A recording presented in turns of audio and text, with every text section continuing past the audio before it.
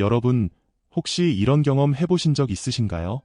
길을 걷다가 우연히 마주친 동물이 이상하게 눈에 띄었던 순간, 창밖에 맴돌던 새, 갑자기 나타난 거미, 이게 정말로 우연일까요? 아니면 여러분을 향한 특별한 메시지가 담겨 있었던 걸까요? 저도 얼마 전 정말 신비로운 경험을 했습니다. 저는 한국계 미국인으로 지금은 홍콩에서 13년째 살고 있는데요. 최근 중국 산시성에 있는 우태산의 여러 절들을 기도 겸 휴가로 방문했어요. 저희 부부는 세 가지 간절한 기도 제목을 가지고 있었죠. 첫 번째는 아들의 영국 명문대 합격, 두 번째는 저의 새로운 직장, 그리고 마지막은 우리 가족의 건강과 행복이었습니다. 절에서 기도하고 절밥도 먹고 설거지 봉사도 하며 하루를 보냈습니다.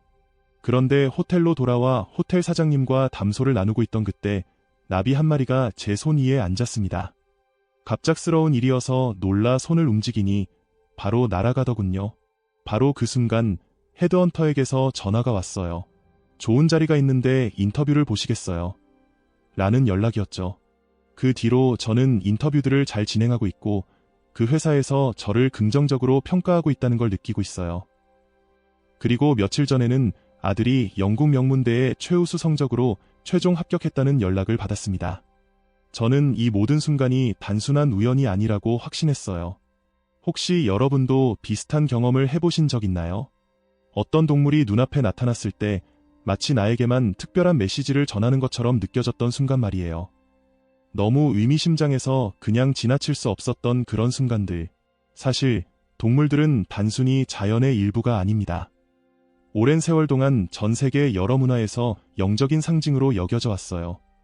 원주민들의 토템 신앙에서부터 고대 동양의 신성한 동물들까지 말이죠.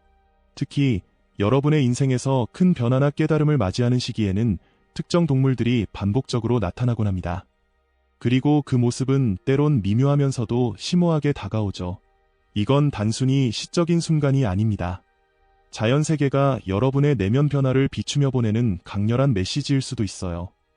여러분의 의식이 변화하기 시작할 때 외부 세계는 거울처럼 여러분에게 그 변화를 보여줍니다. 그리고 자연은 언제나 듣고 침묵 속에서 끊임없이 메시지를 전하죠. 이런 동물들은 단순히 예쁘게 보이기 위해 나타나는 게 아닙니다. 이들은 길잡이로서 여러분 앞에 등장하는 존재입니다. 오늘은 여러분과 함께 영적인 깨달음의 순간에 자주 나타나는 5가지 동물에 대해 이야기해 보려고 해요. 이 동물들은 단순한 우연이 아니라 수천 년 동안 전해져 내려온 문화적 지혜와 심리학적 통찰을 담고 있습니다. 이들의 존재는 결코 무작위가 아닙니다. 그것은 바로 우주적 조화의 움직임이에요. 그럼 지금부터 시작해 볼까요? 첫 번째는 나비입니다. 나비는 변화 그 자체를 상징하는 존재죠.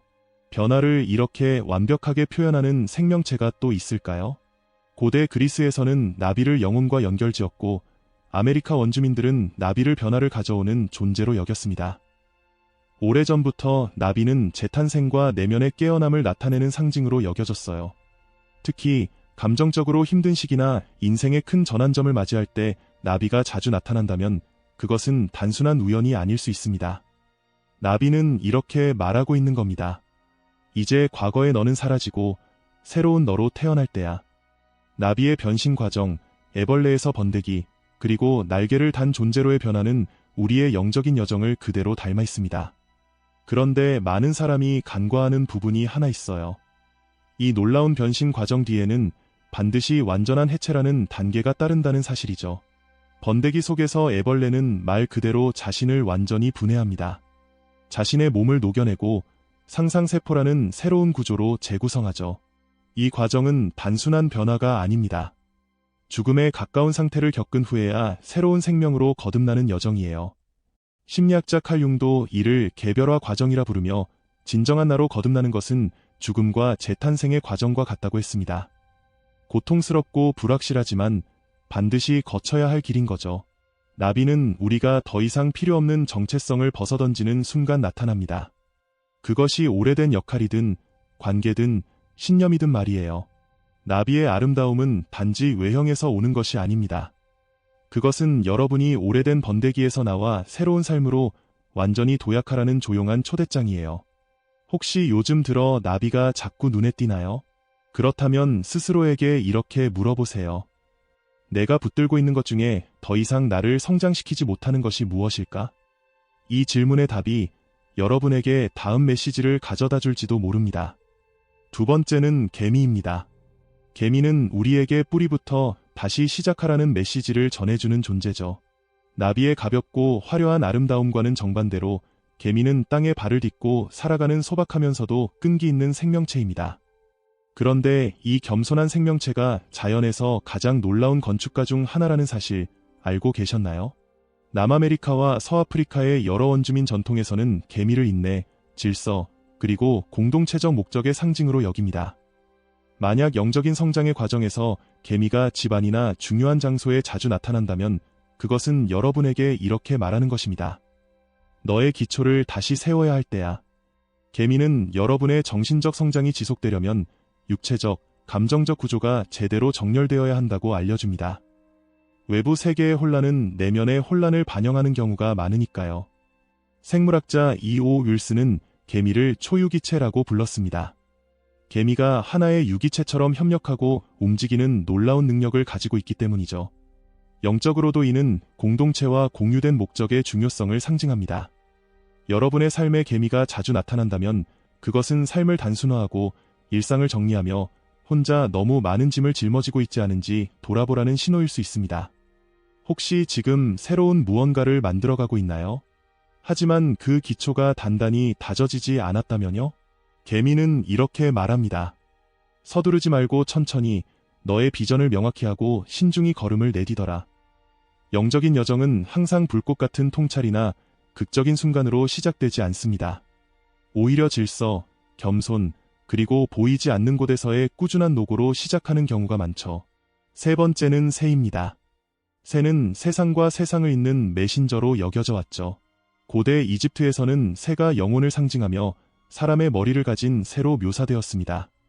성경에서는 비둘기가 평화와 신성한 계시를 나타냅니다. 이처럼 새는 오랜 세월 동안 우리의 상상 속에서 영적인 연결의 상징이 되어 왔어요. 특히 새가 우리의 관심을 끌 때, 예를 들어 창문을 두드리거나 중요한 감정의 순간에 노래하듯 울 때, 그것은 단순한 우연이 아닐 가능성이 큽니다. 이 순간은 더 높은 차원에서 전해지는 신호일 수 있습니다. 융심리학에서는 새를 초월의 상징으로 봅니다. 이는 무의식적인 패턴을 뛰어넘고 집단 무의식으로부터 통찰을 얻는 것을 의미하죠. 또한 새의 종류에 따라 전달하는 메시지의 에너지와 의미가 달라집니다. 까마귀와 까치, 변화와 그늘진 내면 작업을 상징합니다. 비둘기, 감정적 치유가 필요한 순간에 자주 나타납니다. 벌새, 남미 신화에서 기쁨을 전하는 존재로 여겨지며 슬픔 속에서 달콤한 메시지를 가져다 준다고 합니다. 만약 새가 여러분의 삶에 특히 의심이나 슬픔의 순간에 반복적으로 등장한다면 그것은 단순한 위로를 넘어 여러분의 영혼이 날아가야 할 다음 방향을 가리키는 신호일 수 있어요. 여기서 중요한 질문은 이것입니다. 나는 이 메시지를 알아챌 준비가 되어 있을까? 아니면 일상의 소음에 휩싸여 이 신호를 놓치고 있는 걸까? 네 번째는 거미입니다. 거미는 패턴을 드러내는 존재이자 우리 삶의 복잡한 연결고리를 보여주는 상징이에요. 서아프리카 신화에서 이야기의 직공으로 불리는 아난시, 북미 원주민 신화에서 세상을 창조한 할머니 거미까지 거미는 전 세계적으로 창조, 직관, 그리고 복잡한 운명을 상징해왔습니다. 하지만 거미는 다른 메신저들처럼 활발히 움직이며 눈에 띄지 않습니다. 대신 조용히 나타나죠. 천장 위, 거울 속, 혹은 꿈속에서 여러분을 찾아옵니다. 거미가 주는 메시지는 요란하지 않지만 그 깊이는 대단합니다. 너는 지금 무언가를 짜고 있다. 의식적이든 무의식적이든 말이야. 여러분이 짜고 있는 거미줄은 여러분의 모든 생각, 결정, 습관, 그리고 해결되지 않은 감정들이 쌓인 결과물이에요. 신경과학에서도 우리의 뇌는 반복적인 행동과 생각을 바탕으로 끊임없이 신경 경로를 만든다고 하죠. 영적으로 보면 우리는 항상 믿음과 패턴, 그리고 결과의 거미줄을 짜고 있는 셈입니다. 특히 거미가 반복적으로 나타나는 시점은 대개 문제가 반복되거나 감정적으로 정체된 순간입니다. 이때 거미는 이렇게 묻습니다. 너는 지금 어떤 패턴을 반복하고 있니? 이 반복이 너를 작은 틀에 가두고 있지는 않니? 너는 의도적으로 삶을 만들어가고 있니? 아니면 고통에 반응하며 살아가고 있니? 거미는 결코 변화를 강요하지 않습니다. 대신 여러분 앞에 거울을 내밀 뿐이에요. 실제로 어떤 사람은 관계에서 자신을 망치는 패턴에 갇혀 있었을 때 거미가 자주 나타났다고 합니다. 그리고 그 패턴을 깨닫고 바꿨을 때 거미는 더 이상 보이지 않았다고 해요. 거미가 주는 교훈은 강렬하면서도 부담스럽습니다. 너는 너의 운명을 짜는 존재다. 오늘 내가 선택한 실 한 가닥이 내일의 세상을 만든다. 마지막 5번째는 개구리입니다. 개구리는 정화와 감정적 재탄생의 상징이죠. 개구리는 두 세계를 넘나드는 존재입니다.